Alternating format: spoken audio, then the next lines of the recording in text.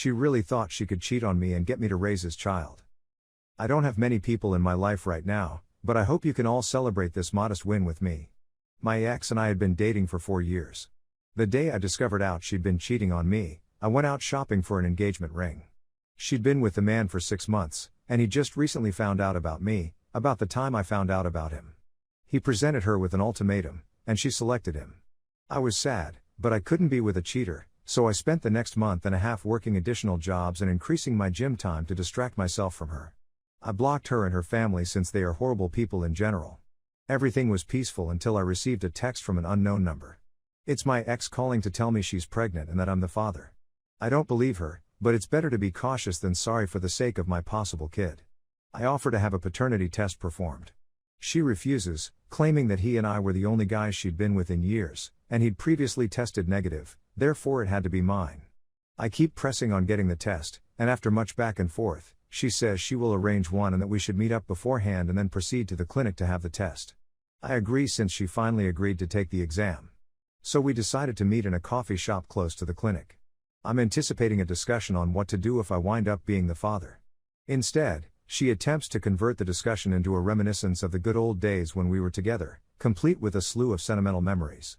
I am trying to refocus the discussion on the kid and the test, but she continues returning to relationship talk about how she misses what we had. I'm so worried about the prospective kid I'll have to care for that I don't see what she's doing to persuade me to take her back. When it's time for us to head to the clinic, she asks if I have any plans for the day and if I want to go have a bite to eat and hang out at her apartment for a little. I replied that my sole intentions for the day are to bring her to the clinic for our paternity test and then figure out what to do next. I simply want to get this garbage out of the way. Why not take a stroll down memory lane? Then she leaves herself to visit the restroom and returns a few minutes later, explaining that the clinic had phoned and she needed to reschedule. I questioned her whether she was telling the truth when she stated they had phoned while she was in the restroom, and she responded no. So I dialed the clinic, and she panicked out and claimed she had never arranged the appointment.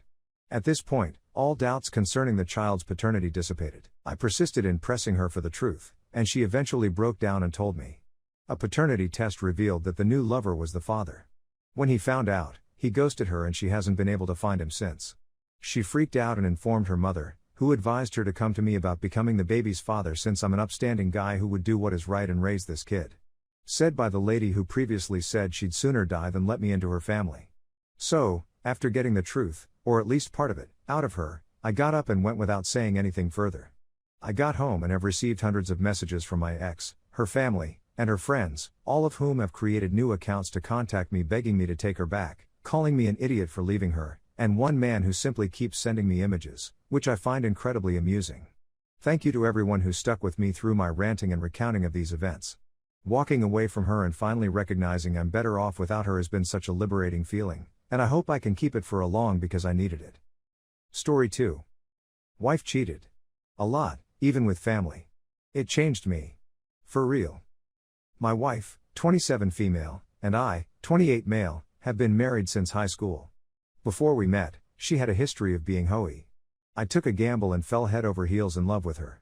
I dropped everything to be with her. In retrospect, it was completely poisonous. She became pregnant with our daughter, who is my whole world. I was given life by welcoming my darling human into this planet. When my daughter was a year old, I discovered that my wife had cheated on me 9 months before she became pregnant with my twin brother. I recall nudging her and saying, I hope you got pregnant off of that 9 months before she was born. It's a mystery that I'm comfortable with not knowing whether I'm the father, and I'm not even sure it's conceivable given that we're twins. My wife and I have never discussed it. His wife and I worked together, and one day we departed early. I pretended to be him in order to sign their marriage contract since we are similar and he couldn't leave work. That day, his wife came on to me, and I told him. I want to see whether my wife would do it to me, he replied, taking my phone. I believe he felt bad, which prompted him to tell me about him and my wife. I was stunned and heartbroken. I instructed my wife to visit her parents. She did it. I realized I had to give her a lesson, even though I wanted to put it behind me and act like it never happened. I heard reports that when she was staying at her mother's house, she began flirting with a guy at work. I awoke vomiting on me. I went up there to kick his, and her vehicle was parked outside, but she wasn't there.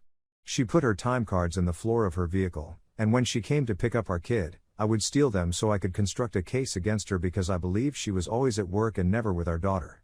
I was so desperate for her to quit talking to that man that I assured her I'd forget about everything else.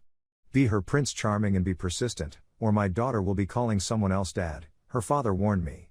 She's only trying to figure out who she is. This is what occurs when you're a kid and want to play home, and so on. I screamed and screamed to get it to stop. It didn't work. It came to a halt as I came to a halt. She freaked out when I quit trying to make it work. We eventually relocated to Utah to start again. I accepted a job promotion, and we relocated to Utah. I was upbeat, and she grew depressed.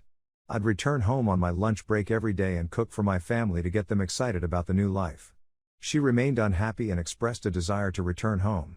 She moved in a few weeks before I did. She remained with me and my family.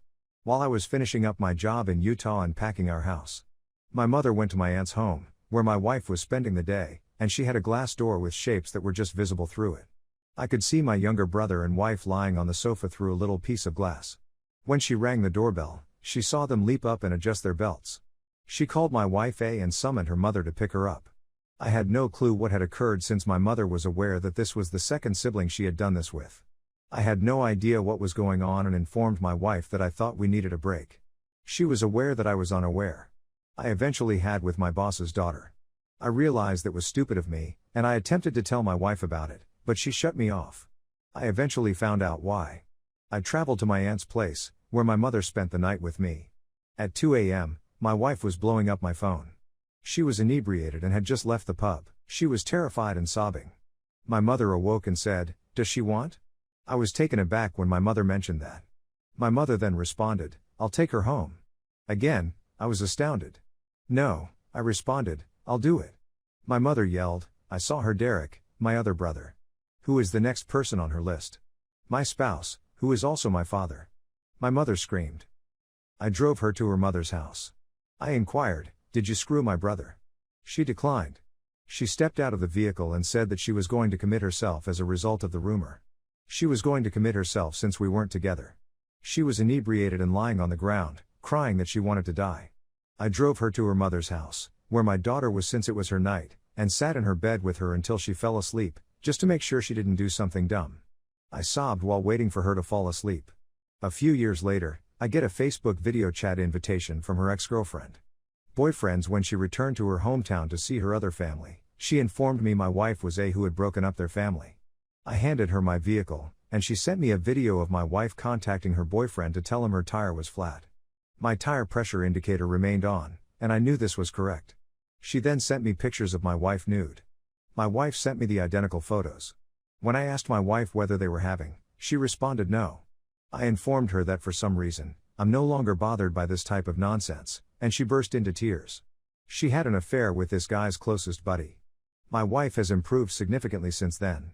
She is a wonderful mother. She went to therapy. I despise how she continuously accuses me of cheating. Every morning, she makes the bed. That is what extraordinary individuals do. I don't look at her phone. I'm not accusing her of infidelity. Every time I discovered anything, I questioned her, "Did you cheat?" She always said no. I didn't look any farther because I didn't want to know. I remember asking, "Lord, let me be lied to," because I didn't want to cope with the situation because I didn't want to respond. Because I knew that if I reacted, other people's lives would be jeopardized, my children, my parents, my siblings, and even my wife. I shielded them, despite the fact that I had nothing to do with it. Here's the issue, it's been 4 years. I'm still keeping everything bottled up since I never handled it. I know I should have walked away. I guess I threw it in her face at least 3 times. "You destroyed me, saw me broken, and I had to put me back together because you lied, and this is who I am now," he said once. He's as tough as.